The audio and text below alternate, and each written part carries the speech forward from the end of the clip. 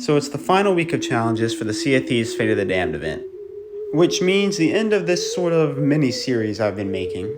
But don't worry, I will be making many more guide videos, most of which will actually be on other events hosted by Sea of Thieves.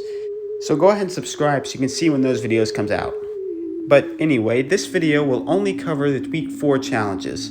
If you want to see the other weeks of challenges, there is a link to week 3 in the top right corner of your screen now. So I guess I've talked enough now, let's get into the video. The first challenge is called a Rite of Passage, and for this challenge, you or one of your crew must begin the Fort of the Damned by using a ritual skull. Now, in order to start the Fort of the Damned, you will need just a little bit more than a ritual skull. Along with the skull, you will need all 6 Flames of Fate. To get all these Flames of Fate is kind of simple. On screen now you can see a chart of all of the flames and how to get them. Now, the ritual skull is going to be a little bit harder to get. There are actually many ways to get a ritual skull. You can sink a skeleton ship and they have a chance of dropping them. You can buy a skull stash voyage from Lorena, and this is the easiest way, but you can only buy one of these a month.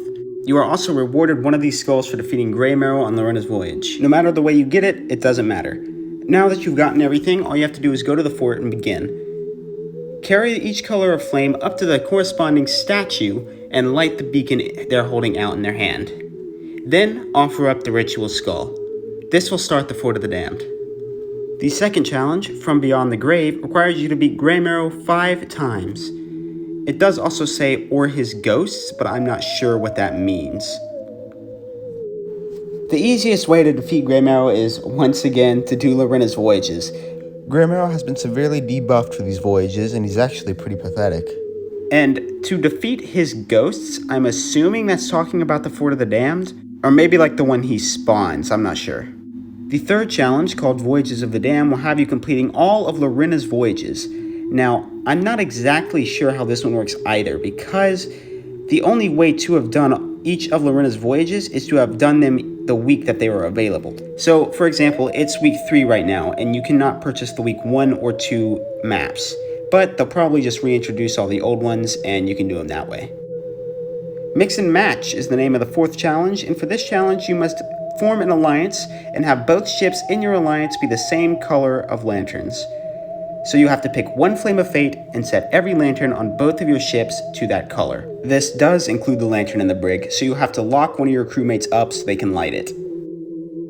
So after you've formed your alliance in the 4th challenge, you definitely want to stay in it, as the 5th challenge will have you completing the Fort of the Damned in an alliance. This will probably be the most difficult of these new challenges, as for this one you will not only have to do the Fort of the Damned and complete it, but also find players who are not aggressive and willing to help you.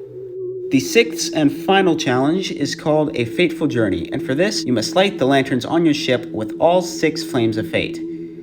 This one shouldn't be that challenging, and you should actually be able to do it early because you have to get all 6 Flames of Fate to start the Fort of the Damned, which is another one of your challenges. If you somehow managed to miss the chart I gave you earlier, here it is again. I'll give you a second to read over that. Okay, time's up. So that is all the challenges for week 4. If you did find this video helpful and want to see more content like this, go ahead and subscribe so you're always updated when another video comes out. And if you want to see the guide videos for the week 2 and 3 challenges, a link to those are down in the description. I might even be willing to do the week 1 challenges, well, we'll see. But that's all the time I have today, so I'll see you guys in the next video. Goodbye.